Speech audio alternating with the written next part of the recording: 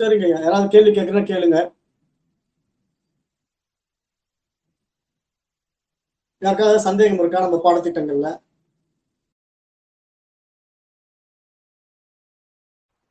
ஐயா வணக்கம். வணக்கங்க ஐயா, வணக்கம். ஐயா நாகர்கோயில்ல இருந்து கணேஷ்ராஜ் பேசுறேங்க ஐயா. வணக்கங்க ஐயா. சொல்லுங்க ஐயா.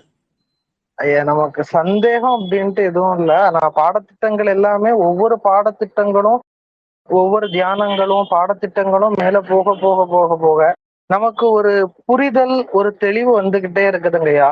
அதே ம். மாதிரி ஒரு அமைதியிலேயே நம்ம என்ன வேலை செஞ்சாலும் நமக்கு உள்ளார ஒரு அமைதியில இருக்கக்கூடிய ஒரு தன்மை இருந்துட்டே இருக்குதுங்கய்யா. அது எப்படி சொல்லன்னு தெரியல. பட் அது நல்லா இருக்கு. இல்ல அதுதான் இருக்கணும். அமைதி தானே முக்கியம். எல்லாருமே அந்த அமைதியும் கண்டிப்பா நோக்கி ஓடுறாங்க. உங்களுக்கு மனசு அமைதி ஆயிடுச்சு, திருப்தியா இருக்கு அப்படின்னா நல்ல விஷயம் தானே. கண்டிப்பாங்கய்யா. அதுக்கப்புறமாங்கய்யா இப்போ நம்ம இது பண்றோம்ல, நம்ம சக்ரா தியானம் பண்றோம்ல. இப்போ ஆமாங்க. அதுல நம்ம ஸ்டார்டிங்ல அந்த சக்கராஸ ஸ்டிமுலேட் பண்றதுக்காக வேண்டி ஒவ்வொரு முறை நம்ம அந்த மந்திரங்கள் ஒவ்வொரு சக்கரத்துக்குரிய மந்திரங்களை நம்ம சொல்றோம். ம். நமக்கு இப்ப டைம் இருக்கும் பட்சத்தில் அது அதிகமா சொல்லலாமா? இல்ல சக்ரா தியானம் பொறுத்தவரை நீங்க ஒன் டைம் தான் பண்ணணும். ஓகே. ஓகேங்கய்யா. ஏன்னா அது வந்து பாடி சரி. ஹீட் ஆகும். பாடி வந்து ஹீட் பண்ணும் இல்லையா? அதனால ஓகே. நீங்க அந்த ம். லம், வம், ரம், யம், ஹம், ஓம் அப்படிங்கிற மந்திரங்கள் எல்லாம் வந்து சக்ராவை தூண்டுற மந்திரங்கள். ஆ. அந்த மந்திரங்கள வந்து நீங்க பெர் டே வந்து ஒன் டைம் பண்ணீங்கன்னா போதும். ஓகே. மற்றபடி நீங்க இந்த பிரம்ம தியானம் அந்த டைம்ல பண்ணணும். அதுவும் ஒன் டைம் தான் பண்ணணும். அதாவது காலையில அந்த நேரம், அப்புறம் இரவு அந்த நேரம் அப்படிதான் ஆ. பண்ணணும். ஆ. நீங்க ஓகே. இடையில பண்ணக்கூடிய தியானங்கள் அப்படின்னு எடுத்துக்கிட்டா, இந்த ஹீலிங் பண்ணலாம் இல்லையா? உடம்பு சம்பந்தப்பட்ட ஆ. நோய்களை குணப்படுத்தக்கூடிய விஷயங்கள் பண்ணலாம். அது மாரி ஓகே. தியானங்கள் தான் நம்ம ஓம்கார சாண்டிங் பண்ணலாம். ஓம் சாண்டிங் பண்ணலாம். சரி, சரிங்கய்யா. மற்றபடி இந்த தியானங்கள் அந்த பர்ட்டிகுலர் டைம்ல பண்றது தான் சிறப்பு. இடைப்பட்ட டைம்ல செய்யக்கூடாது. சக்ரா தியானம் ஒரு நாளைக்கு ஒரு டைம் தான் பண்ணணும். இல்ல, இல்ல. நான் சக்கராதானம் 2, 3 வாட்டி பண்றதுக்கு கேட்கல. அந்த ம். தியானத்திலேயே அந்த இப்போ மூலாதாரத்துக்குள்ள மந்திரத்த ஒரு 3 முறை அல்லது ஒரு 5 முறை அந்த மாதிரி சொல்லலாமா அப்படின்னு கேட்கிறேன். அந்த தியானத்திலேயே ஒரு ஒரு சக்கராக்கு. அப்படி ஒவ்வொரு சக்கரமுக்கும் பண்ணி அதுக்கப்புறமா லாஸ்ட் 27 டைம்ஸ் பண்ணலாமா அப்படின்னு கேட்கிறேன். டைம் இருக்குமானால். அவசியம் இல்ல. ஏன்னு கேட்டீங்கன்னா, ஓ! நம்ம 27 முறை நம்ம வந்து சாண்ட் பண்றோம் இல்லையா? ஆமாங்க. அந்த சாண்டிங்லயே வந்து அந்த சக்ராவுக்கு உண்டான பவர் வந்து கூடிக்கும். நீங்க வந்து அந்த சரி, சரிங்க. மூலாதார சக்கரத்த மனதுல நிலைநிறுத்தி லம்முங்கிறத ஒரு டைம் சொன்னீங்கன்னா போதும். அத வந்து நீங்க 3 டைம், 5 டைம் சொல்ல வேண்டிய அவசியம் கிடையாது. சரி, சரிங்கய்யா. அத ஒரே ஒரு டைம் சொல்லிட்டு, நீங்க மற்றபடி சாண்டிங்ல போயிடும்போது, உங்களுக்கு அந்த கன்டினியூஸா அந்த மந்திரங்கள் வந்து உங்களுக்கு ஸ்டிமுலேட் ஆகி, அது உங்களுக்கு சரி, அந்த மேல அந்த பீனியல் கிளாண்ட வந்து தூண்டும். அத சரி. தூண்டுறதுனால தான் அங்கிருந்து நமக்கு ஒரு டோப்பமைன்ங்கிற ஒரு சுரப்பி வந்து சுரக்க ஆரம்பிக்கும்.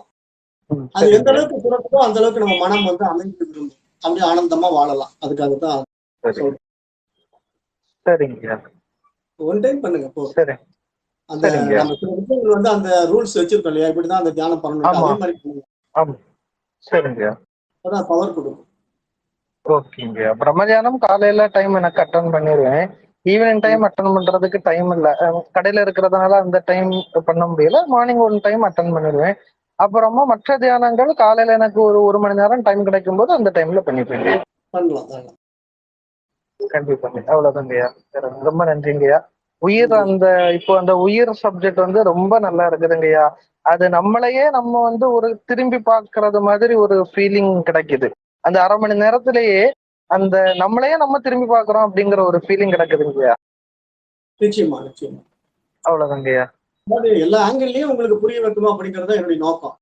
நான் வந்து இப்போ சரி. சான்ஸ்கிரிட் பேஸ்ல வந்து நான் சப்ஜெக்ட் எடுத்துட்டு போகும்போது சிலருக்கு புரியும். சிலருக்கு தமிழ் ஆ. மந்திரங்களோட கம்பேர் பண்ணி சொல்லும்போது சிலருக்கு புரியும். ஏதோ ஒரு வகையில அவங்க புரிஞ்சுக்கணும் அப்படிங்கிறது தான் என்னுடைய நோக்கம். வேற ஒண்ணும் இல்ல. சரி, சரிங்க. ம். சரிங்கய்யா. சரிங்கய்யா. அவ்வளவுதாங்கய்யா. நன்றிங்கய்யா. நன்றிங்க. குருவே சரணம். ஐயா வணக்கம் ஐயா. வணக்கங்கம்மா. ஐயா இப்போ நம்ம சக்ரா தியானம் பண்ணும்போது, சக்கரங்கள எல்லாம் ஒரு பாவனையில தான் நம்ம நெனைக்கிறோம். இது இது இந்த இடத்துல ஒரு அப்ராக்ஸிமேட்டா அது கரெக்ட் தானா? நம்ம நெனைக்கிற இடம் அது கரெக்ட் தானா? அப்படிங்கிறது நம்ம எப்படி கன்ஃபார்ம் பண்ணிக்கிறதுங்க ஐயா? இப்போ மூலாதாரம்னா அத நினைக்கும் போது ஒரு ஹீட்டு அங்க ப்ரொடியூஸ் ஆகுது. அது எனக்கு நல்லா தெரியுது. பட் மத்த சக்கரங்கள எல்லாமே கொஞ்சம் ஒரு பாவனையில நான் பார்க்குறேன். அப்ப நான் பார்க்கும்போது ஒரு ஃபீல் தெரியுது. பட் அது கரெக்ட் தானா அப்படிங்கிறது நான் எப்படி கன்ஃபார்ம் பண்றதுங்கய்யா?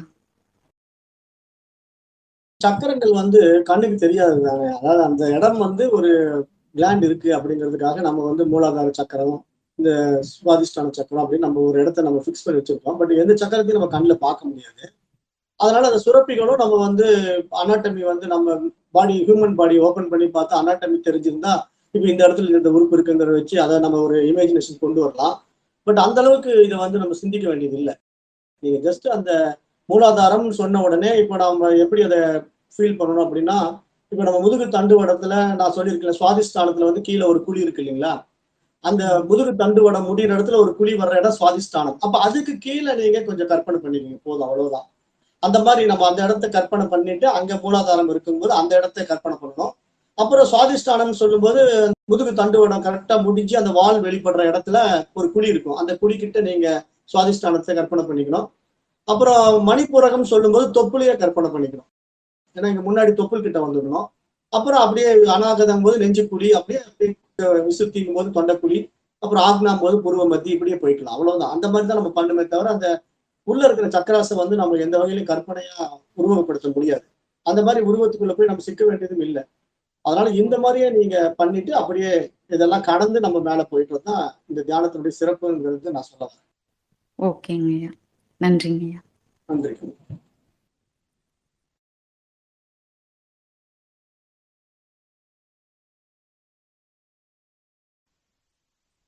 ஐயா வணக்கம் ஐயா. சாம்பசிவம். வணக்கம் ஐயா. இல்லையா, வெட்ட வழி தியானம் அனைவருக்கும் கொஞ்சம் நம்ம சொல்லும் போது ஓம் சொல்லிட்டு அப்படியே நம்ம வெட்ட வெளியே அப்படியே பார்த்துட்டு இருக்கணும் ஐயா, இல்ல அதுக்கப்புறம் கவனம் எங்காவது வெட்ட வெளி அதான் சக்கர. அதாவது அந்த வெட்டவெளி தியானம் அப்படிங்கிறது என்ன, நம்ம சக்கரங்கள்லாம் சொல்லி முடிச்சு அந்த 27 முறை ஜபம் பண்ணி முடிச்சுட்டு அப்புறம் நம்ம மேல போயிடுறோம். மேல போயிட்டு அந்த இருளை பார்க்குறோம். அதாவது வெட்டவெளிங்கிறது வந்து நமக்கு எங்க இருக்கு, எந்த இடத்துல தொடங்குது, எங்க முடியுது அப்படின்னு எதுவும் தெரியாது. ஆனா நம்ம வெட்டவெளிக்குள்ளதான் நம்ம இருக்கிறோம். அப்ப அதை இமேஜ் பண்றதுக்காக நான் என்ன சொல்லியிருக்கேன்னா, கண்ணை மூடி அந்த இருளை பார்த்தீங்கன்னா நீங்க வெட்டவெளிக்குள்ள இருக்கிற மாதிரி ஒரு ஃபீல் வரும். ஏன்னா நம்ம வானமண்டலத்துல போயிட்டோம் அப்படின்னா அங்க என்ன இருக்கு, இருள் தான் இருக்கும், அங்க ஒண்ணுமே கிடையாது. இப்போ கேலக்சி, இந்த சூரிய மண்டலம் எல்லாம் நம்ம கடந்துட்டோம் அப்படின்னா அங்க வெட்ட வெளி மட்டும் தான் இருக்கு, அங்க ஒண்ணுமே இருக்காது, வெறும் இருள் மட்டும் தான் இருக்கு. அப்ப அந்த இருள் நிலையை நம்ம வந்து இங்க நம்ம மனக்கண்ணால நம்முடைய கண்களை மூடி வரக்கூடிய இருளை பார்த்துக்கிட்டு அப்படியே நம்ம அமைதியா இருக்கிறோம். இப்ப அந்த இருளை வந்து நம்ம ஒரு சாட்சி பாவனையா பாக்குறோம், அங்க வெறுமையா பாக்குறோம். நான் தான் பாக்குறேங்கிற அந்த உணர்வோட பார்த்துக்கிட்டு இருக்கணும், அவ்வளவுதானே தவிர அங்க வந்து நீங்க உங்களை விட முடியாதுல்ல. நான் பார்க்கிறேங்கிற தன்னுடைய தன்னிருப்பை வந்து நீங்க இழக்காம அதை பார்த்துக்கிட்டே இருக்கிறது தான் நீங்க வெட்டவெளி தியானம். அப்போ நீங்க அதுல அப்படியே மூழ்கி போய் அப்படியே இருந்தும்போது ஒரு சில டைம் வந்து நீங்க உங்களை மறந்து போறதுக்கான வாய்ப்புகள் வந்தா மறக்கிறீங்கன்னு வச்சுக்கோங்களேன். அப்ப மீண்டும் நீங்க அதை திருப்பி ஞாபகத்துக்கு கொண்டு வரணும். அதாவது அதுல வந்து தூங்கக்கூடாது. விழிப்பு நிலை அப்படிங்கிறது இங்க 2 விஷயம் இருக்கு. இப்ப எப்படின்னா, இப்போ வந்து நம்ம சாதாரணமா பேசும்போது நம்ம என்ன சொல்லுவோம், கனவு நிலை, ஆள் உறக்க நிலை, விழிப்பு நிலை அப்படின்னு 3 நிலைகள் பேசுவோம். இப்ப கனவு நிலையில வேற ஒரு உலகத்தை படைச்சு வாழ்றோம்போ, அப்புறம் தூங்கும்போது உலகத்தையும் விட்டுடுறோம்போ, இப்ப விழிப்பு நிலையில இந்த உலகத்தை பார்த்துக்கிட்டு இருக்கிறோம் இல்லையா? ஆனா இந்த விழிப்பை வந்து மகான்கள் பேசுறது கிடையாது. மகான்கள் பேசுற விழிப்பு வந்து துரியத்தை பேசுறாங்க. அதாவது நம்முடைய ஆக்னா சக்கரத்துல நம்ம விழிப்போடு இருக்கிற நிலை. அதாவது இப்ப நாம இந்த உலகத்தை பார்க்கிற விழிப்பு வந்து இந்த உலகமா நம்ம முன்னாடி தெரிகிற விஷயங்கள் வந்து உண்மை கிடையாது. இது வந்து நம்முடைய இருப்பினால இந்த உலகம் விரியுது.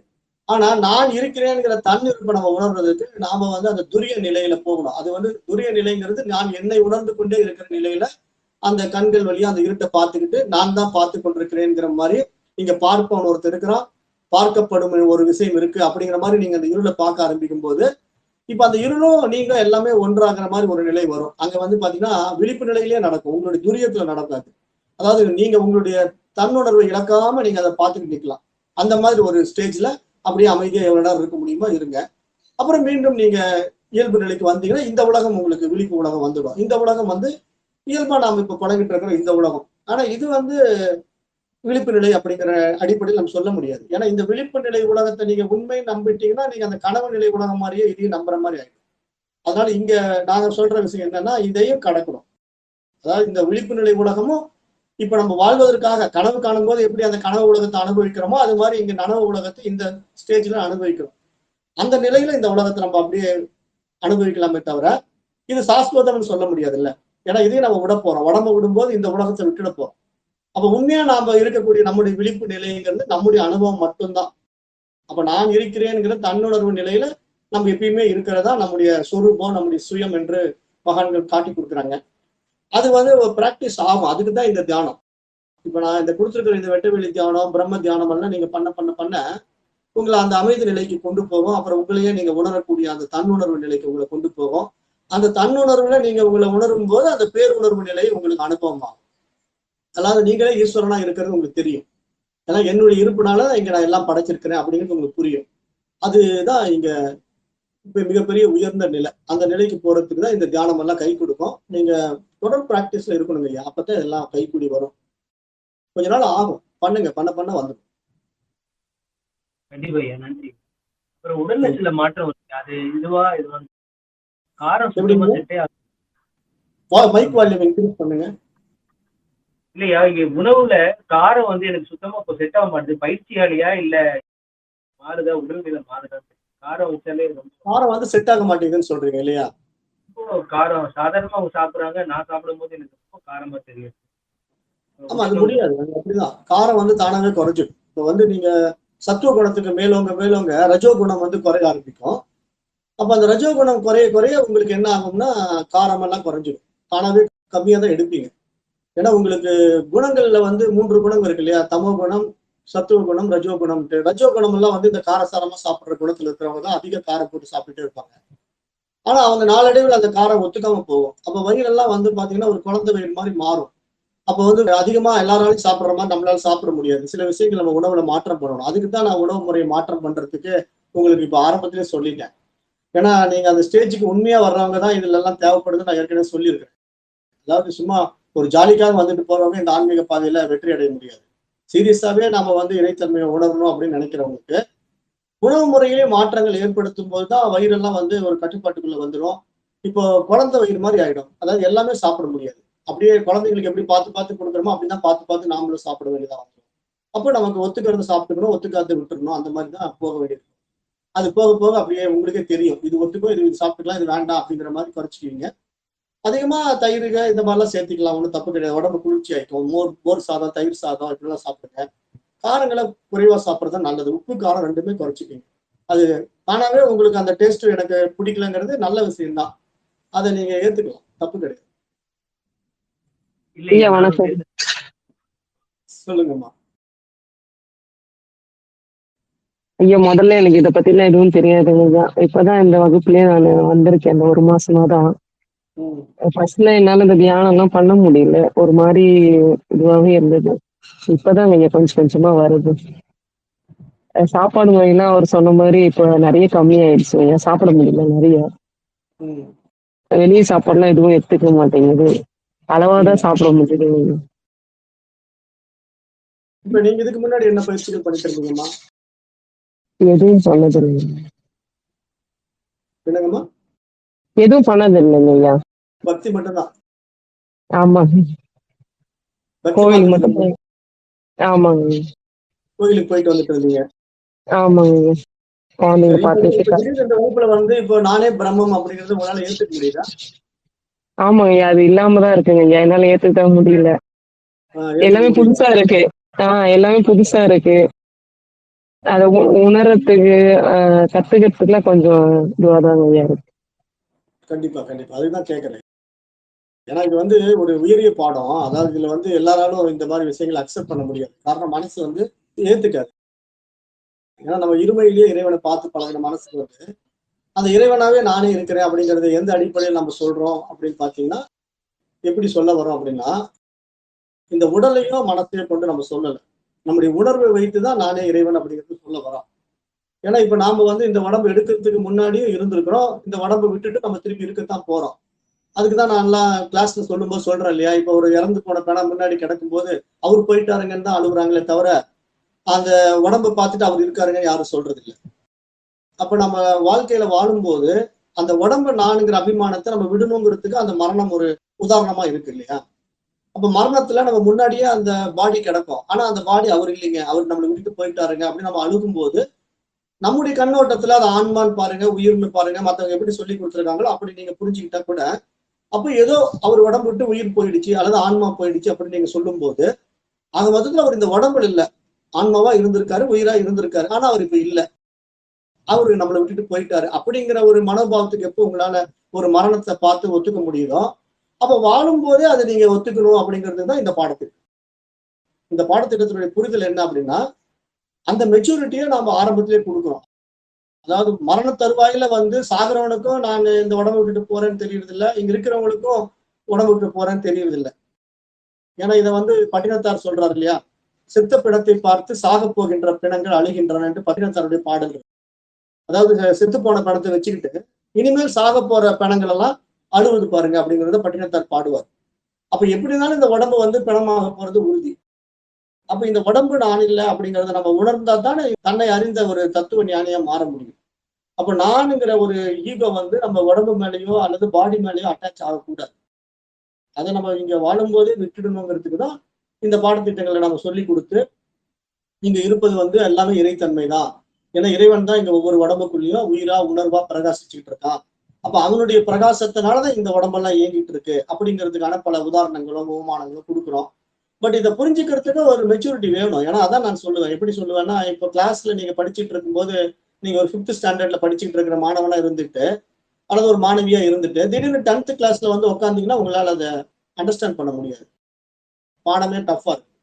அப்ப நீங்க முறையா அந்த 5ஆம் கிளாஸ் 6ஆம் கிளாஸ் 7ஆம் கிளாஸ் ஒவ்வொன்றா படிச்சுட்டு வந்துதான் 10ஆம் கிளாஸ்க்குள்ள வந்து உட்காரும் போதுதான் உங்களுக்கு அங்கதான் ஆல்பா பீட்டா காமா எல்லாம் ஸ்டார்ட் பண்ணுவாங்க. அப்பதான் இதெல்லாம் ஒரு புது மேத்தமேட்டிக்ஸா இருக்கு, அல்ஜீப்ரா எல்லாம் வருது அப்படின்னு உங்களுக்கு புரிய வரும். அதுக்கு முன்னாடி உங்களுக்கு 5ஆம் கிளாஸ்லயோ 3ஆம் கிளாஸ்லயோ அல்ஜீப்ரா எல்லாம் சொல்லி கொடுத்தா புரியாது இல்ல. அது மாதிரிதான் இங்க வாழ்க்கையில ஆன்மீகமும் அப்படிதான், படிப்படியா தான் நம்ம பயணம் பண்ண சொல்றோம். அதுக்குதான் சரியை கிரியை யோகம் ஞானம் அப்படிங்கிற படிநிலைகள் கொடுத்து வச்சிருக்காங்க மகான்கள். அப்ப நாம வந்து இந்த புரிதலுக்குள்ள பயணம் பண்றதுக்கு ஒரு பக்குவம் வரணும். அதுதான் மனப்பக்குவம்னு சொல்றோம். அந்த பக்குவத்தில் இருக்கிறவங்க மட்டும்தான் இதுல சைன் பண்ண முடியும். இது வந்து எல்லாராலையும் இதை வெற்றி பெற முடியாது. அப்போ இங்க என்ன நம்ம புரிஞ்சுக்கணும் அப்படின்னா, இப்ப நாம வந்து இந்த படிநிலைகள்ல பயணம் பண்ணும்போது நம்ம எந்த நிலையில இருக்கிறோம் அப்படின்னு தெரிஞ்சுக்கிட்டு அந்த வகுப்புகள்ல நம்ம பயணம் பண்ணணுங்கிறதா நானும் விரும்புறேன். ஏன்னா எனக்கே வந்து இப்ப என்ன தெரியுங்களா, இந்த மாதிரி விஷயங்கள்ல வந்து உயர் பரிமாணத்துல வந்தவங்களோட நான் உறவாடணும், அவங்களோட பேசணும், அவங்களோட அந்த ஹை ஃப்ரீக்குவன்சிக்குள்ள நம்ம அவங்களோட பழகணும் அப்படின்னு நான் ஆசைப்படுறேன். ஆனா அதுக்கான நபர்கள் வந்து ரொம்ப குறைவு. ஏன்னா அதை தேடி வர்றவங்க ஒரு சிலர் தான் இருக்காங்க. அதாவது ஞானியை ஒரு ஞானி தான் அறிவான் அப்படிங்கிற மாதிரியும், பாம்பின் கால் பாம்பறியும் அப்படின்னு சொல்லுவாங்க. அப்புறம் வந்து கற்றாரை கற்றாரே காமுறுவர் அப்படின்னு சொல்லுவாங்க. இதெல்லாம் எந்த அடிப்படையில பெரியவங்க சொல்றாங்க அப்படின்னா, அந்த நிலைப்பாட்டுல இருக்கிறவங்களோட நம்ம தொடர்பு பண்ணும்போது அந்த இறைநிலையை அனுபவமாக்குறது ஒரு ஆனந்தமா இருக்கும். அப்பதான் அதை பேசுறதுக்கும் அதை பற்றி நம்ம கலந்துரையாடுவதற்கும் ஒரு சுவாரஸ்யமான விஷயமா நான் பார்க்கிறேன். ஆனா அது மாதிரி ஒருத்தரும் இங்க செலக்ட் ஆக மாட்டேங்கிறாங்கன்னு தான் நான் அந்த 500 பேர்ல இருந்து மேக்ஸிமம் ஒரு ஃபில்டர் பண்ணேன். கொஞ்சம் மெச்சூரிட்டா நம்ம சொன்ன டக்குன்னு கேப்சர் பண்றவங்களா இவங்க எடுத்து வந்து இவங்க நாம இங்க தயார் பண்ணலாம் அப்படின்ட்டு. அதனால இப்ப நீங்க பரவாயில்ல முயற்சி பண்ணுங்க. இந்த தியானங்கள் வந்து உங்களை மனசு கொஞ்சம் கொஞ்சமா ஏத்துக்க பார்க்கும். ஆனா நீங்க அந்த படிக்கிற விஷயங்களை கொஞ்சம் புரிஞ்சுக்கணும். நீங்க ஜென்ரலா வந்து இந்த வேதாந்த வகுப்புகள் எதுவும் நீங்க கேட்டிருக்க மாட்டீங்க. அதனால இது உங்களுக்கு புரியாம இருக்கலாம். எடுத்த உடனே தியானத்துக்கு வந்ததுனால இருக்கலாம்னு நினைக்கிறேன். நீங்க ஏதாவது வேதாந்த வகுப்புகள் கேட்டிருக்கீங்களாமா இதுக்கு முன்னாடி? எதுவும் இல்லைங்க. அதுதான் காரணம். அதனால உங்களுக்கு இந்த பாடங்கள் வந்து கொஞ்சம் டஃபா இருக்கும். கேட்டு வர்றவங்களுக்கு இது ரொம்ப எளிதா புரியும். ஏன்னா இங்க அடிப்படை விஷயங்கள் அதுதான். போக போக சரியாயிடும். பாருங்க உங்களுக்கு எப்படி உங்க மனசுக்கு என்ன திருப்தியோ அதுபடி செய்யுங்க. இங்க நான் இதை பத்தி கட்டாயப்படுத்தி எல்லாம் கொடுக்க முடியாது இல்லையா? அதுதான். இல்லைங்க, நல்லா இருக்குங்க. அப்பதான் நான் கத்துக்கிறேன். இது நான் எதுவுமே தெரியாத வந்ததுனால இது எனக்கு நல்லாவே இருக்குங்க. புரியுது. அதான் முயற்சி எடுங்க. அப்படியே தொடர்ந்து பயணிக்க உங்களுக்கு அந்த பக்குவம் வரும்போது தானா மனசு அதை ஏற்றும். நன்றிங்க, ரொம்ப நன்றி. ஐயா வணக்கங்க ஐயா, கல்யாணி பேசுறேங்க ஐயா. வணக்கங்கம்மா, சொல்லுங்கம்மா. ஒன்றும் இல்லைங்க, இப்போ நம்ம வந்து உபனிஷதம் கேட்குறோம். இப்போ இந்த பாதையில் வந்துட்டு இருக்கோம். இப்போ நமக்கு எல்லாமே வந்து அறிவால் நமக்கு புரிஞ்சுக்கிறோம் ஐயா. நாலேஜ் எடுத்து இதெல்லாம் இப்படி தான் மனம் இப்படி தான் ஒர்க் பண்ணுதுன்னெலாம் தெரிஞ்சுக்கிட்டு நமக்கு இதுதான் பாதைன்னு போகிறோம். ஆனாலும் பழக்க தோஷத்தில் அந்த உணர்ச்சி வயப்படும் போது நம்ம நார்மலாக ஆயிடுறோங்க ஐயா. அதை எப்படி பண்ணுறதுன்னு தெரியலங்க. அதுதான் நம்முடைய கர்ம வினை. அதாவது இதை வந்து நம்ம எப்படி பார்க்கிறோம் அப்படின்னா, இப்போ இது மாதிரி விஷயங்களை வந்து மனசு நல்லா உள்வாங்கும் போது அதுக்கு வந்து ஒரு ஞானத்தை மனசு எடுத்துக்குது. அதுக்கு வந்து பரோட்ச ஞானம் என்று சொல்றோம். அதாவது நம்ம ஒரு புத்தகத்துல படிச்சு இது இது இன்னதுன்னு எப்படி நம்ம தெரிஞ்சுக்கிறோமோ அது மாதிரி ஆத்ம ஞானத்தையும் இங்க இறைவன் தான் ஆத்மாவா இருக்கிறாரு, அவர் தான் நமக்குள்ள உயிரா இருக்காரு அப்படிங்கிறதெல்லாம் நம்ம அறிவுக்கு உரைக்கும், எல்லாமே ஏத்துக்குவோம், மைண்ட் ஏத்துக்கும். ஆனா பிராக்டிக்கல்னு வரும்போது நம்ம ஏன் வந்து விவகாரத்துக்குள்ள போறோம் அப்படின்னா, நம்முடைய கர்மா வந்து விடாது. அது நமக்கு செஞ்ச பாவ கர்மாக்கள் இருக்கு. நிறைய நம்ம என்னென்ன இதுக்கு முன்னாடி செஞ்சோமோ அதுக்கு ஒரு தடையை உண்டு பண்ணும். அதாவது இந்த விஷயத்தில் தொடர்ந்து நம்மளால பயணிக்க முடியாத மாதிரி ஏதேனும் ஒரு வகையில, அதாவது அத்தியாத்மிகம், ஆதி பௌத்திகம், ஆதி தெய்வீகம் சொல்றோம் இல்லையா, அது மாதிரி 3 தடைகள்ல ஏதேனும் ஒரு ரூபத்துல நமக்கு மத்தவங்க மூலமா தடை வரும், அல்லது நாமளே ஒரு விஷயத்துல எமோஷனல் ஆகி தடையா மாத்திக்குவோம். இந்த மாதிரி எல்லாம் வரும். இப்ப இதுக்குத்தான் நம்ம என்ன பண்ணணும்னா, அந்த ஈஸ்வரன் தேடிக்குள்ள நம்ம இறைவனை தியானிக்கணும். அதுதான் அந்த ஓம்கார தியானம், இந்த ஓம் ஹ்ரீம் நமகா அப்படிங்கிற தியானங்கள் எல்லாம் நம்ம நடைமுறைப்படுத்தணும்னா நம்ம வாழ்க்கை வந்து கர்ம வினையிலிருந்து விலகி முழுக்க முழுக்க இந்த ஆத்ம ஞானத்துல நம்ம நிலை பெறுவதற்கான ஒரு வாய்ப்பை உண்டாகும். அந்த மாதிரி தான் நம்ம இந்த ஸ்டெப் பை ஸ்டெப்பா கொண்டு வரணும். நன்றிங்க ஐயா, நன்றி.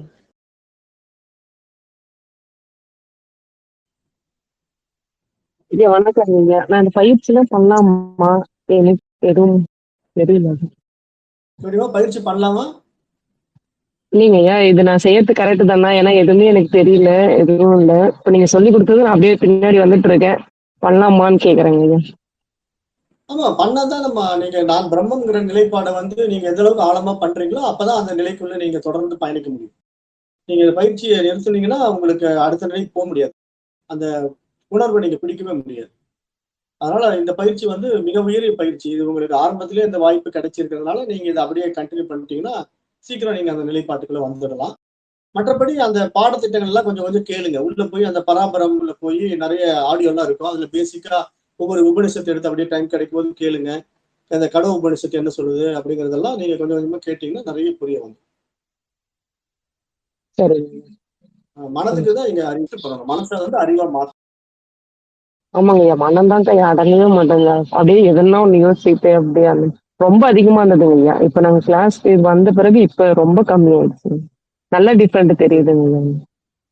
அதுக்கு முன்ன கோவில்லயே இருப்போம். வீட்டு வேலை முடிச்சுன்னா மெடிக்கல் ஷாப் தான் வச்சுட்டு இருக்காரு. கடைக்கு வருவோம், வீட்டுல இருப்போம், அப்புறம் மீதி நேரம் கோவில்ல தான் இருப்போம். இப்ப மற்றது எதுவும் தெரிஞ்சுக்கணும் அப்படிலாம் எனக்கு தெரியல. ஆனா இப்ப இங்க வந்த பிறகுதான் நிறைய விஷயம் புரியுது, நிறைய தெரிய வருது. ரொம்ப நன்றிங்க. அதுதான் அந்த தெளிவு வந்தா தான் இங்க மனசு வந்து லிஃப்ட் ஆகிறதுக்கு அடையாளம். அதாவது மனசு வந்து அஜ்ஞானத்தினால இந்த மாதிரி நம்ம செய்யறது சரி அப்படின்னு நினைச்சிட்டு இருக்கோம்.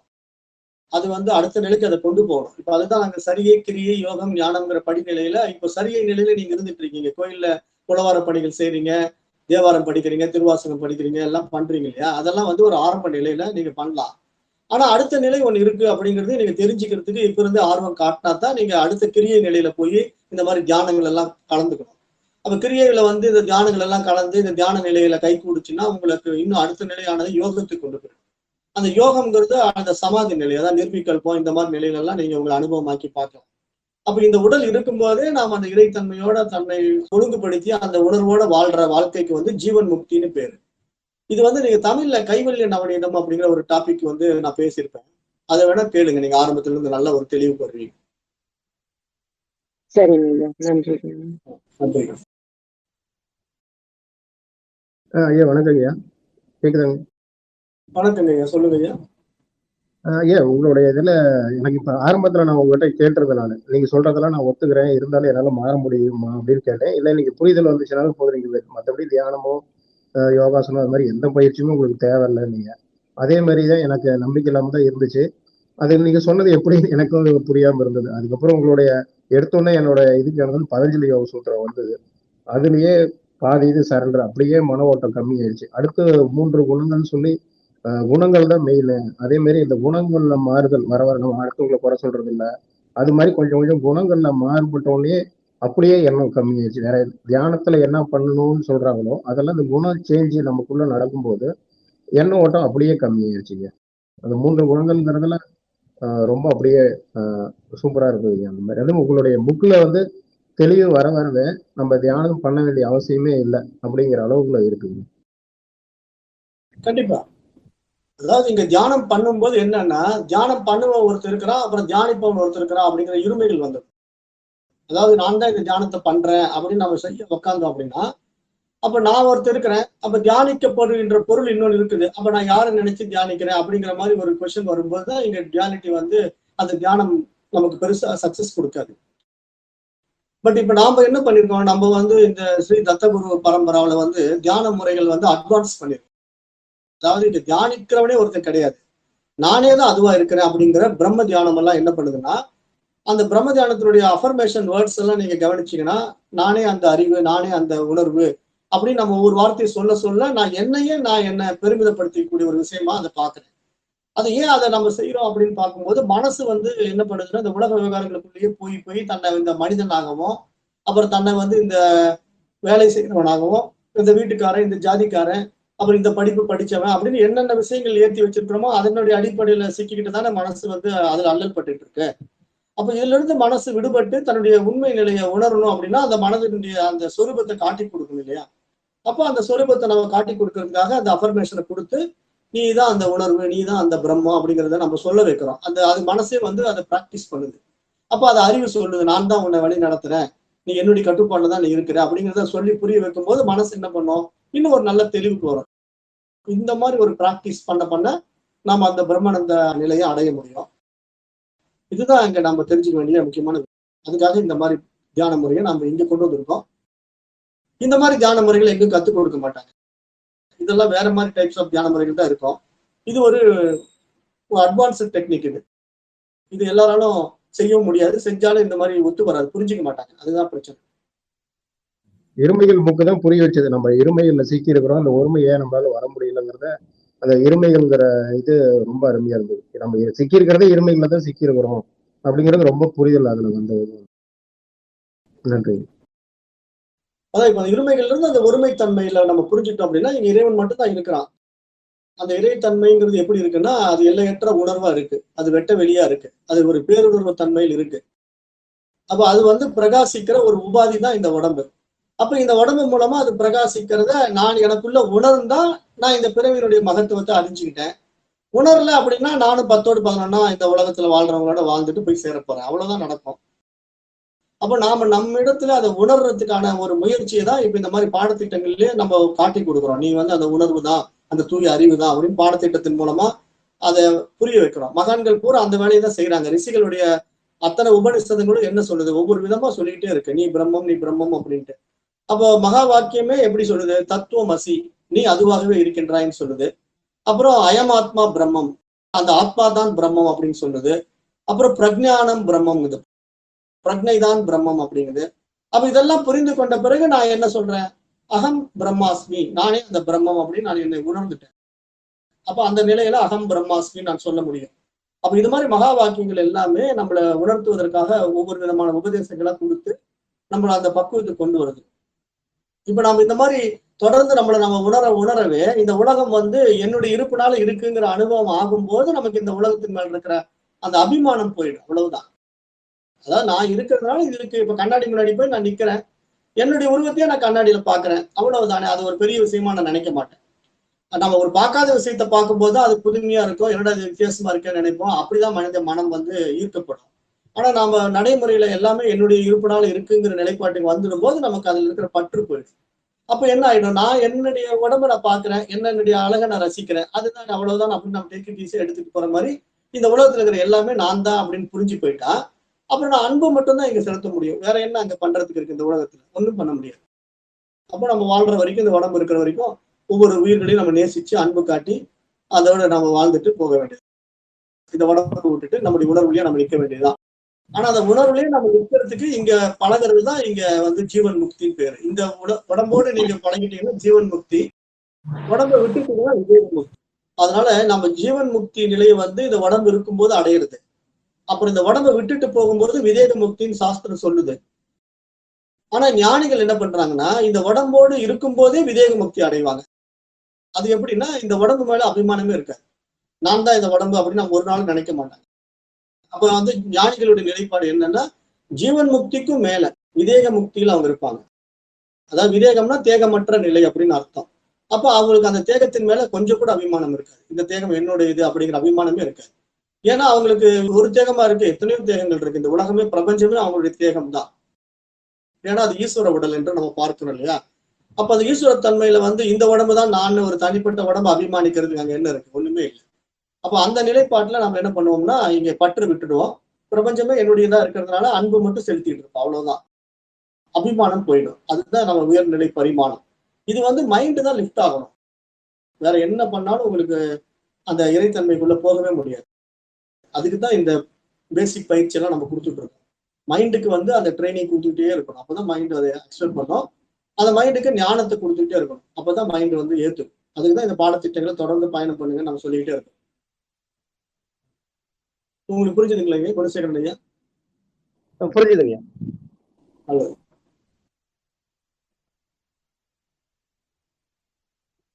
அதாவது இங்க நம்ம வாழும் வாழ்க்கை அப்படிங்கிறது எப்படின்னா, இப்போ பிரம்மத்தை நம்ம அனுபவமாக்கணும், பிரம்மத்தை அனுபவமாக்கணும்னு நம்ம நினைக்கிறோம் இல்லையா? அந்த நினைப்பே மனசுதான். ஏன்னா இங்க நானே பிரம்மம் அப்படிங்கிற ஒரு நிலையை நானே அனுபவமாக்க ஆசைப்படுவது போல. அதுக்குதான் நான் உதாரணம் சொல்லுவேன். ஒரு தண்ணியில ஒரு மீன் இருக்குன்னா அந்த மீன் தண்ணிக்குள்ளதான் இருக்குன்னு அது தெரியல. ஆனா அந்த மீன் தண்ணியை காட்டி கொடுங்க, தண்ணியை காட்டி கொடுங்கன்னு சொன்னா, அப்புறம் அந்த மீனை நம்ம தண்ணியில இருந்து தூக்கி வெளியே வச்சு காட்டுறதுக்குள்ள அந்த மீன் உயிர் போயிடும். அப்ப அந்த மாதிரி மீன் தண்ணியை பார்க்க ஆசைப்பட்டா அதனுடைய உடம்பை விட்டுடும் இல்லையா? அது மாதிரி இங்க நாமும் இங்க பிரம்மம் எங்கேயோ இருக்கு, பிரம்மம் எங்கேயோ இருக்கு, அதை நான் பிடிக்க போறேன், அதை அடைய போறேன்னு நினைக்கிறதே ஒரு அஜ்ஞானம் தான். ஏன்னா அப்படியெல்லாம் அடையறதுக்கு ஒண்ணும் இல்லை, அதுவே எல்லாமா இருக்கு. அப்ப இங்க நம்ம என்ன பண்ணணும் அப்படின்னு ரொம்ப சிம்பிள் வே என்ன அப்படின்னா, இங்க நானுங்கிற நம்முடைய ஈகோவை விட்டுட்டா போதும். இங்க நான் தான் இந்த உடம்பு, நான் தான் இந்த மனசு, நான் தான் இந்த காரியத்தை செய்யறேன், இது என்னாலதான் நடக்குது, நான் இருக்கிறதுனாலதான் இந்த குடும்பம் நடக்குது, நான் இருக்கிறனாலதான் இந்த வியாபாரம் நடக்குது அப்படின்னு நம்ம கிட்ட என்னென்ன விஷயங்கள் ஏற்றி வச்சிருக்கிறோமோ அதை பூரா விட்டுட்டோம் அப்படின்னா, இங்க நானுங்கிற அகங்காரம் நம்ம விட்டு மறு வினாடி இங்க இறைத்தன்மைக்குள்ள வந்துடும். அப்ப இறைவன் மட்டும் தான் இங்க இருக்கிறான், அவனே எல்லாமே செஞ்சுட்டு இருக்கான். அப்ப அவனுடைய லீலையில இந்த உலகம் நடந்துகிட்டு இருக்கிற விஷயத்த அப்படியே அந்த இறைத்தன்மைக்குள்ள இருந்து பார்க்கும்போது நமக்கு என்ன ஒரு பாதிப்பும் இல்லை. ஆனந்தமா உலகத்தை வேடிக்கை பார்க்கலாம், படம் பார்க்குற மாதிரி. அதுதான் நான் உதாரணம் எல்லாம் சொல்லுவேன். ஒரு திரைப்படம் பார்க்க நம்ம போய் உட்காந்தோம் அப்படின்னா, அது திரைப்படம்னு பார்க்கிற வரைக்கும் நமக்கு அதுல பிரச்சனை இல்லை. அது சீரியஸா நீங்க படத்துக்குள்ள மூழ்கிட்டீங்கன்னா, அங்க கதாநாயகனும் கதாநாயகியும் அது பிரச்சனை அழுகுறாங்க அப்படின்னா நீங்க இங்க அழ ஆரம்பிச்சிருவீங்க. அப்புறம் அங்க அவங்க ஒரு காமெடி பண்றாங்கன்னா இங்க நீங்க சிரிக்க ஆரம்பிச்சிருவீங்க. அப்ப என்னன்னா அந்த படத்துக்குள்ள போய் மூழ்கிட்டீங்க. ஆனா அதை மூழ்காம வெளியிருந்து அது ஜஸ்ட் ஒரு படம் தானே, படம் பார்க்க தானே நாம வந்திருக்கிறோம் அப்படின்னு நினைச்சு நீங்க அதை பார்த்துட்டு இருந்தீங்கன்னா அதனுடைய சீரியஸ்னஸ் உங்களை பாதிக்காது. அப்ப அந்த நிலை தான் இங்க ஞானிகளுடைய நிலைப்பாடு. அதனால இங்க நம்ம அடையிறதுக்கோ நம்ம எதையோ ஒண்ணு பிடிக்கிறதுக்கோ இங்க ஒண்ணுமே கிடையாது. ஏன்னா பிடிக்கிற பொருளா எதை தேடுகின்றோமோ அந்த தேடு பொருளாக நானே இருக்கிறேங்கிறத இங்க உணர்றதுதான் விஷயம். அதுக்கு எப்படி நடக்கும்? மைண்டு தான் லிஃப்ட் ஆகும். அப்ப மைண்டு லிஃப்ட் ஆகுறதுக்கு ஏன் தடைகள் வருது? இப்ப கல்யாணி அம்மா கேட்டாங்க இல்லையா, நம்ம திடீர்னு பிரச்சனைனா வீட்டுல ஏதாவது ஒரு ப்ராப்ளம்னா நம்ம எமோஷன் ஆயிடுறோம் அல்லது டென்ஷன் ஆகுறோம். ஏதோ ஒரு வகையில நம்ம குடும்பத்துல சில பிரச்சனைகளால பாதிக்கப்படுறோம், ஸ்ட்ரெஸ் ஆகுறோம். அப்ப என்ன விஷயம்? அது நான் செய்யறேங்கிற ஒரு ஈகோ நம்ம கிட்ட இருக்கிறதுனாலதான் அந்த ஸ்ட்ரெஸ் ஆகுறோம், அந்த எமோஷன் ஆகுறோம். பட் இப்ப நம்ம இந்த ஞானத்துக்குள்ள வந்துட்டு அது நியதிப்படி அது இருக்கு, நாம ஏன் இதை மாற்ற முயற்சி பண்ணணும்? அவங்க அப்படித்தான் இருப்பாங்க, அவங்க அப்படி இருக்கட்டும் அப்படின்னு அவங்க நம்ம கண்டுக்காம விட்டுட்டோம்னா அவங்க வாழ்க்கை அவங்க வாழ்வாங்க, நம்ம வாழ்க்கை நம்ம வாழலாம்.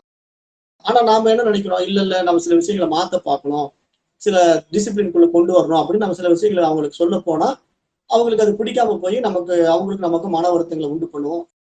இந்த மாதிரி நிறைய பிரச்சனைகள் வரும். அப்ப நம்ம இங்க என்ன புரிதல் என்னன்னா, இங்க யாருக்கு எது கிடைக்கணுமோ அந்த அடிப்படையில வர்றவங்களுக்கு தான் இதை சொல்ல முடியும், எல்லாருக்கும் சொல்ல முடியாது இல்லையா?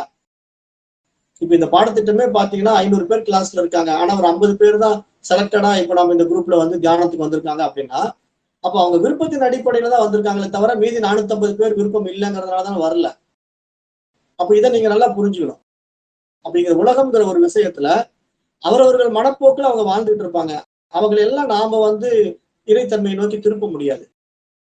அது யாருக்கு இறைத்தன்மையை நோக்கி திரும்பணும், அந்த ஒழுக்கத்துக்குள்ள வரணும், அந்த நீதிக்குள்ள இருக்கணும் அப்படிங்கிற ஒரு நிலை இருக்கோ அவங்க மட்டும்தான் அதுல வர முடியும், மற்றவங்க வரவே முடியாது. அதை நம்ம எப்படி புரிய வைக்கிறோம் அப்படின்னா கர்மான்னு சொல்றோம். கர்மான்னா அவரவர் வினைவெளி அவரவர் அனுபவம். அப்ப ஒருத்தர் நம்ம கண்ணு முன்னாடியே வீணா போறாரு, கஷ்டப்பட்டு வாழ்க்கையில இப்படி கெட்டு போறாரு அப்படின்னா நீங்க எப்படி அவங்களை மாத்த முடியும்? என்ன நீங்க அட்வைஸ் பண்ணாலும் அவங்க மாற மாட்டாங்க.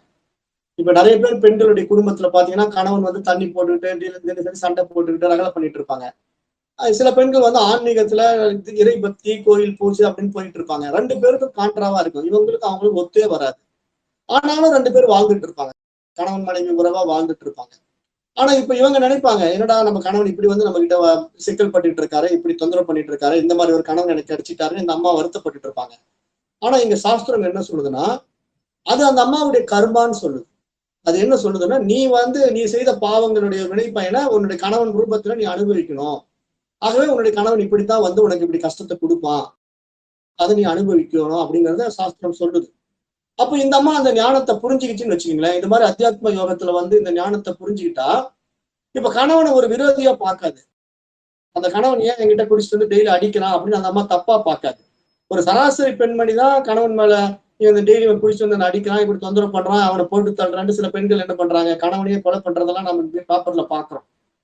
ஆனா இங்க ஞானம் என்ன அப்படின்னா, இந்த மாதிரி கணவனை நான் துன்புறுத்திட்டு இருக்கா, இவ்வளவு தொந்தரவு எனக்கு ஏற்படுது. அப்ப இதுக்கு காரணம் என்னுடைய வினை பையன் தான் கணவனுடைய ரூபத்துல இப்படி வந்து எனக்கு தொந்தரவு பண்ணுது, அல்லது ஒரு பிள்ளையினுடைய ரூபத்துல வந்து எனக்கு தொந்தரவு பண்ணுது அப்படின்னு அவங்க புரிஞ்சுக்கிட்டாங்கன்னா, மறு வினாடி அவங்களுடைய வினை பையனை குறிப்பதற்கான செயலை தான் அவங்க செய்யணுமே தவிர அவங்கள மாத்தக்கூடாது, அவங்கள மாற்றவும் முடியாது.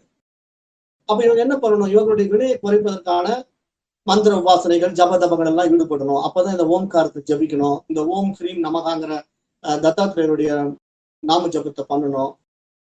அப்ப இதெல்லாம் நம்ம பண்ண என்ன ஆகும்னா, அந்த இறை சக்தியானது நமக்கு கர்ம வினையை குறைச்சிக்கிட்டே இருக்கும். நம்ம செஞ்ச பாவங்கள் எல்லாம் நம்ம விட்டு நீங்கும். அப்ப நம்ம மைண்ட் வந்து பியூரிபிகேஷன் ஆகும். அப்ப அந்த மனம் தூய்மை அடையவே நமக்குள்ள வந்து ஒரு பெருமிதம் வரும். நான் அந்த இறைத்தன்மைக்குள்ள உயர்ந்துட்டு இருக்கேன், இறைவனுடைய அனுகிரகம் எனக்கு கிடைச்சிட்டே இருக்கு. அப்ப இறைவனால மதிக்கப்படக்கூடியவனாவே நான் மாறிட்டு இருக்கிறது எவ்வளவு பெரிய பாக்கியம் அப்படின்னு நம்ம மனசுல அந்த மேல்நிலை வரவே நம்ம சார்ந்து இருக்கிற கெட்டவெல்லாம் தானாவே விலகிடும். அப்ப பாத்தீங்கன்னா மிராக்கள் நடக்கும். எப்படி மிராக்கள் நடக்கும், டெய்லி குடிச்சிட்டு வந்து அடிச்சுட்டு இருந்த கணவனே திருந்தி வாழ்ந்த ஆரம்பிச்சிருவான். அப்போ வாழ்க்கையில என்னடா இப்படி ஒரு மாற்றமா அப்படின்னு இந்த அம்மா ஆச்சரியப்படுதுன்னா, இந்த அம்மாவுடைய தவ வலிமைன்னு அதை நம்ம சொல்றோம். அதாவது இதுதான் தவம்ங்கிறது. அதாவது தவம்ங்கிறது உற்ற நோய் நோன்றல் உயிர்க்கு உருகன் செய்யாமை அற்றே தவத்திற்கு உரு. நாம எந்த தவமே பண்ணாம அப்படியே ஞானத்தை அடைஞ்சிடலாம்னு நினைக்கிறோம். அது எப்படி முடியாதுங்கிற வாழ்க்கைங்கிறது நமக்கு கொடுக்கப்பட்ட அனுபவ பாடங்கள். அது நம்முடைய கர்ம வினையினுடைய அடிப்படையில் நடந்துட்டு இருக்கு. அப்ப அந்த நிகழ்வை நம்ம வந்து அக்செப்ட் பண்ண தெரிஞ்சுக்கிட்டாதான் ஞானம். அதை எதிர்த்து போராடணும்னா அது அஜ்ஞானம். அப்ப நம்ம மைண்டுக்குள்ள இருக்கிறோம்னு அர்த்தம். அதை அக்செப்டன்ஸ் கொடுத்துட்டீங்கன்னா நீங்க அறிவா இருக்கிறீங்கன்னு அர்த்தம். அப்ப ஞானிகள் என்ன பண்றாங்க, வர்றதை அப்படியே அக்செப்டன்ஸ் கொடுக்குறாங்க. ஓகே, நீ என்ன இந்த உலகத்துல எனக்கு நிகழ்வு நடக்குதோ நடக்கட்டும், எனக்கு இப்படி எழுதியிருக்கு, நீங்க இப்படி நடக்குது, ஓகே அப்படிங்கிறத டேக் இட் ஈஸியா எடுத்துக்கிறோம் அப்படின்னா நம்ம ஞானத்துல இருக்கோம் அப்படிங்கிறது தான் இங்க நம்ம புரிஞ்சுக்க வேண்டிய முக்கியமான விஷயம். இது யாருக்கு புரியுதோ அவங்க வந்து ஆத்ம ஞானிகள். இது புரியலன்னா அவங்க ஏதோ ஒன்று தேடிக்கிட்டு இருக்காங்க, அப்போ அவங்க அஜ்ஞானிகள் அப்படிங்கிறத நம்ம இந்த உலகத்துல பாக்குறோம். அதுக்குதான் இந்த பாடத்திட்டங்கள்ல நம்ம இவ்வளவு தூரம் புரிய வைக்கிறதுக்காக பல கோணங்கள்ல பல வகைகள்ல மாத்தி நான் பேசிக்கிட்டு இருக்கேன். ஒரே சப்ஜெக்ட் தான். ஒரு டைம் வந்து கிருஷ்ண பரமாத்மா இப்படி சொல்றாருன்ட்டு கீதையில இருந்து ஒரு விஷயத்தை எடுத்து சொல்லுவேன். ஒரு டைம் திருமூலர் இப்படி சொல்றாருன்னு திருமூலருடைய மந்திரத்துல இருந்து எடுத்து சொல்லுவேன். மாத்தி நான் ஏன் சொல்றேன், ஏதேனும் ஒரு விஷயம் உங்களுக்கு ஃபயர் ஆகும். திடீர்னு வந்து கிருஷ்ண பரமாத்மா சொல்றது புரியாம இருக்கலாம், திருமூலர் சொல்றது புரிஞ்சிடும். அப்ப உடனே அட இவ்வளவுதான், நான் இதைத்தான் சொன்னாரா, இதை நான் புரியாம இவ்வளவு நாள் இருந்தேனே அப்படின்னு எப்போ உங்களுக்கு அந்த ஃபயர் ஆகுதோ அப்போ உங்களுடைய வாழ்க்கையில மாற்றம் நடக்கும். இது வந்து எப்ப நடக்கும், எந்த நிலையில் நடக்கும் அப்படிங்கிறதெல்லாம் உங்களுடைய மனம் அப்படியே படிப்படியா அந்த பக்குவமாகி வரும்போதுதான் நடக்கும். அதுக்குதான் இறை அனுகிரகம் வேணுங்கிறோம். அவன் அருளால் தான் அவன் தாள் பணிய முடியும். அப்ப நீங்க இறைவன் அனுகிரகத்தை பெறணும்னா சில விஷயங்கள் நம்ம பண்ணணுங்கிற நான் ஆரம்ப நிலை சாதகர்கள் எல்லாம் கண்டிப்பா இந்த மாதிரி தியானம், ஓம்கார ஜபம் இதெல்லாம் கண்டிப்பா பண்ணணும். ஏன்னா நானே பிரம்மம் அப்படி சும்மா உட்காந்துட்டா அந்த நிலையை அடைஞ்சிட முடியாது. ஏன்னா இங்க அகம் பிரம்மாஸ்மின்னு சொல்ற வார்த்தை ஒருத்தர் சொல்றான்னாலே அவனுக்கு இந்த உலகம் எனக்குள்ள இருக்குங்கிறது தெரிஞ்சாதான் அகம் பிரம்மாஸ்மின்னு சொல்ல முடியும். ஏன்னா இங்க அகம்ங்கிறது தனி ஆள் கிடையாது, அது ஈஸ்வர நீதிக்குள்ள இருக்கு, இந்த ஒட்டுமொத்த பிரபஞ்சமா இருக்கு. அதனால நம்ம வந்து எப்பயுமே வந்து இறைத்தன்மையை வந்து கான்சியஸ்னஸா மட்டும் பார்க்கக்கூடாது, மைண்டையும் சேர்த்தி தான் கான்சியஸ்னஸ் நிலையில நம்ம அனுபவமாக்க முடியுமே தவிர மைண்ட் இல்லைன்னா கான்சியஸ்னஸே தெரியாது, நான் இருக்கிறேங்கிறதே நம்மளால உணர முடியாது. அப்ப அந்த உணர்வு நிலையை நம்ம விடவே முடியாது. அப்ப அது வந்து இந்த பூமியில வாழும் வரைக்கும், இந்த உடம்பு இருக்கிற வரைக்குமே நம்ம அதை உணர்ந்துதான் ஆகணும். அந்த நிலையில நாம பிராக்டிஸ் பண்ணி இந்த மனமற்ற நிலையில, புலனற்ற நிலையில, இந்த உடலற்ற நிலையில என்னுடைய இருப்பை நான் அனுபவமாக்குற ஒரு ஆனந்த அனுபவம் தான் இங்க ஆத்ம அனுபூதி அப்படிங்கிறத சொல்றோம். அதுக்கு வந்து விழிப்பு நிலை உணர்வு, விழிப்புணர்வுன்னு சொல்றோம். அந்த விழிப்புணர்வு இப்படி நம்ம விழிச்சு பார்த்து பேசிட்டு இருக்கிறது இல்ல. அது துரிய நிலை, அதாவது ஆக்ஞா சக்கரத்தினுடைய நிலை. அதாவது தன்னை தான் உணர்கின்ற உயரிய பரிமாணம். அப்ப அந்த நிலையில நான் எல்லாமே நான் இருக்கிறேன் அப்படிங்கிறது நமக்கு புரியும். அப்போ பிரிவினைகள் இல்லை. பார்க்கும் இடமெங்கும் நானே நீக்கமறை நிறைந்திருக்கிறேன் அப்படின்னு என்னையே தெரியும். என்னுடைய இருப்புனால இது இருக்கு அப்படிங்கிறது புரியும். அது ஒரு பெரிய விஷயம். அது கொஞ்சம் கொஞ்சமா புரியும். அதுக்குதான் நம்முடைய கர்மா எல்லாம் கொஞ்சம் குறையணும். நம்ம வந்து இந்த கர்ம நீதிக்குள்ள போகணும்னா தன்னை அறியக்கூடிய ஒரு தத்துவ ஞானிகளா மாறணும். அதுதான் நம்ம இப்போ உயிர்க்கிற பாடத்திட்டத்துல ரொம்ப எளிமையா புரிய வச்சுட்டு இருக்கோம். தொடர்ந்து பயணம் பண்ணுங்க இதுல. அப்போ உங்களுக்கு நிறைய விஷயங்கள் உங்களுக்குள்ளேயே புரிய புரிய நல்ல தெளிவுக்கு வந்துடுவீங்க. இதுதான் ரொம்ப முக்கியம். அப்ப பிராக்டிஸ் பண்ணும்போது தானாவே மாற்றம் வரும். அப்பதான் நிறைய சந்தேகங்கள் வரும். அப்ப நீங்க கேளுங்க. இப்போ வந்து நிறைய பேருக்கு இன்னும் அந்த பிராக்டிஸ்க்கெல்லாம் நீங்க இன்னும் சரியா போகாதனாலதான் பெரிய பெரிய சந்தேகங்கள்லாம் வரமாட்டேங்குது. இப்போ ஒரு நல்ல நிலைக்கு நீங்க போக போகவே உங்களுக்குள்ள அப்பதான் நிறைய விஷயங்கள் கேள்வியா எழுந்திருக்கும். அப்பதான் அதுக்கு பதில் கிடைக்கும். அது தொடர்ந்து இதுல பயணம் பண்ணுங்க. நிச்சயமா நல்ல வாய்ப்புகள் உங்களுக்கு கிடைச்சிடும். சாப்பாட்டு முறை சரிப்படுத்த முடியல. தண்ணி மட்டும்தான் சீரக தண்ணி குடிச்சிட்டு இருக்கிற முடியுது. சாப்பாட்டு முறையில கரெக்ட் பண்ணவே முடியல. அதுதான் இன்னும் கொஞ்சம் தவ வலிமை கூட கூட தான் அது உங்களுக்கு குறையும். சாப்பாடு சரி பண்ணிக்கும். அப்புறம் வந்து உங்களுடைய உணவு முறையில தானாவே மாற்றம் நிகழும். அது வந்து எல்லாமே மனசு தானங்க ஐயா. நம்ம மைண்ட் வந்து இது முடியும்னா முடியும், முடியாதுன்னா முடியாது. நம்ம ஏன் சாப்பாடு முறையை மாற்ற சொல்றோம் அப்படின்னா, நம்ம இந்த மாதிரி உணவுகளை சத்துவ குண உணவுகள் அதிகமா எடுக்க எடுக்க நம்முடைய மனசானது அமைதி தன்மைக்கு போகும். அதிக நேரம் தியானத்துல உட்கார முடியும். அப்ப நம்ம வந்து ஆர்ப்பாட்டமான விசேஷங்கள்ல ஈடுபட மாட்டோம். ஆனா நாம வந்து எல்லாரும் சாப்பிடுற மாதிரி இஷ்டத்துக்கு காரசாரமா நம்ம எல்லாம் புகுந்து விளாசணும் அப்படின்னா நம்ம திருப்பி விவகாரத்துக்குள்ளதான் போவோம். நம்மளால ஞானத்துக்குள்ள நிக்க முடியாது. அப்புறம் இந்த மாதிரி தியானத்தை தொடர்ந்து செய்ய முடியாது. தியானத்துல பயிற்சியில் தொடர்ந்து உட்கார முடியாது. கொஞ்ச நேரம் பண்ணுவோம், அப்புறம் அப்படியே விட்டுட்டு திருப்பி நம்ம இயல்பு நிலையில உலக விவகாரத்துக்குள்ள போயிடும். அதனால தியானம்ங்கிறது வந்து எப்படின்னா, இந்த மாதிரி நானே பிரம்மங்கிற தன்னுணர்வுலயே நம்ம நிக்கிறது தான் நம்முடைய சொரூபம், நம்முடைய சுயம். அதுல நாம வந்து எப்பயுமே இருக்கணும். அந்த நிலையில இருக்கிறது தான் நாங்க வந்து சகஜ சமாதின்னு சொல்றோம். சகஜ சமாதிங்கிறது தனியா தியானம் பண்றது கிடையாது. 24/7 நான் அந்த தியானத்துல இருக்கிறது. அதாவது நான் எந்த காரியம் வேணா செஞ்சுட்டு இருப்பேன். இப்ப உங்ககிட்ட நான் பேசிட்டு இருக்கேன். இப்ப நான் பேசும்போது கூட நான் அந்த சகஜமான நிலையில இருந்துகிட்டு தான் உங்களோட நான் பேசிட்டு இருக்கேன். அப்ப அந்த சகஜம்ங்கிறது வந்து நான் இருக்கிறதுனாலதான் இங்க எல்லாமே இருக்குது அப்படிங்கிற அந்த உணர்வோட பேசுறது தான் இங்க என்னுடைய யதார்த்தம், என்னுடைய சொரூபம். அப்ப அது கை கூடணும் அப்படின்னா நம்முடைய வினை பயன்கள் குறையணும். அப்ப அதுக்கான தியான முறைகள்ல நம்ம தொடர்ந்து பயிற்சியில் இருக்கணும். அப்புறம் இந்த ஓம்கார ஜபம் கண்டிப்பா பண்ணணும். இதெல்லாம் ஆரம்ப நிலையில நிச்சயமா பண்ணாதான் நம்ம கர்ம வினைகள் தீரும். இல்லைன்னா நம்ம எடுத்த உடனே இந்த நிலையை அடைய முடியாது. அது பரோட்ச ஞானமா இருக்கும். ஆனா அனுபவம் ஆகாது. இறைத்தன்மை அனுபவம் ஆகாது. அப்ப நம்ம வினை பயன்களை குறைச்சிக்க பார்க்கணும். அந்த வினை பயன்கள் எந்த ரூபத்துல வேணா வரும். நம்முடைய குழந்தைகள் ரூபத்துல வரும், குடும்ப கணவர் ரூபத்துல வரும், அல்லது கணவனுக்கு வந்து மனைவி ரூபத்துல வரும். எப்படியோ ஒரு வகையில தொந்தரவு பண்ணும். நம்ம இந்த ஞானத்துக்குள்ள வந்துட்டோம்னா அதை அப்படியே ஏத்துக்கிட்டு நம்ம யதார்த்தமா வாழ கத்துக்குவோம். அதுதான் விஷயம். சரியாயிடுங்களா? போக போக சரியாயிடுங்க. சரிங்க, நன்றி. நல்லது.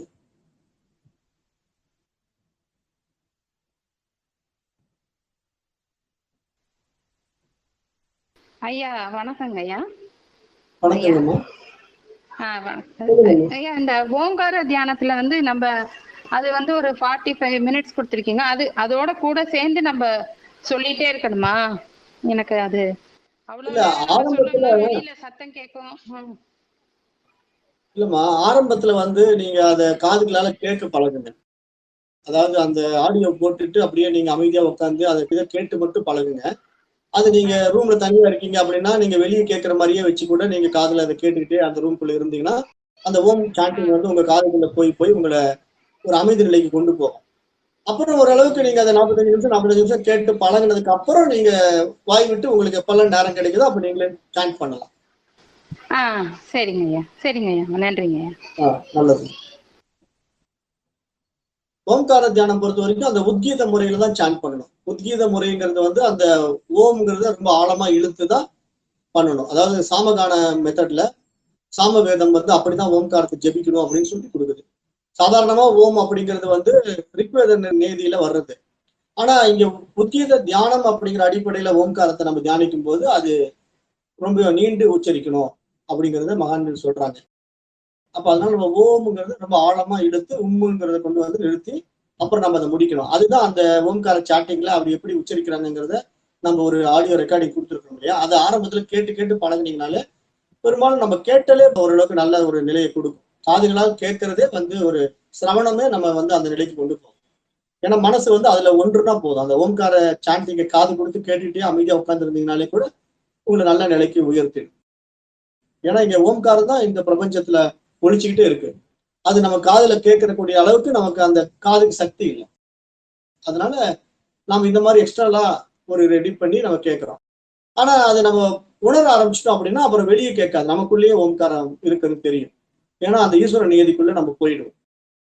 அப்போ ஓம்ங்கிறத நம்ம இருக்கிறோம், ஓம்ல தான் நம்ம இயங்குறோம் அப்படிங்கிறது எல்லாமே நமக்கு தெரியும். ஏன்னா ஓம் தானே 3 வேலையை செய்யுது. படைத்தல், காத்தல், அழித்தல் என்ற முத்தொழிலை புரிகிறதே ஓம் தான். அதுதான் ஈஸ்வரன், அதுதான் இந்த பிரபஞ்சம்.